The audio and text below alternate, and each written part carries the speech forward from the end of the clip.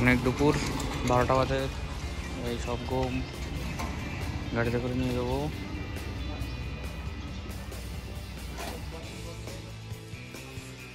নেওয়া কমপ্লিট। 25 টাকা কিলো গম।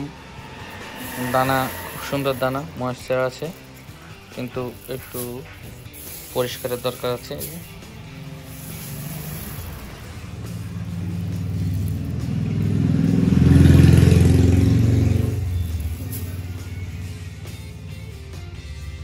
সাড়ে 3 কুইন্টাল হয়েছে মোট। এই যে আর এগুলো সব ধুনে অল্প কটা পাট আছে, 6 কুইন্টাল মতো।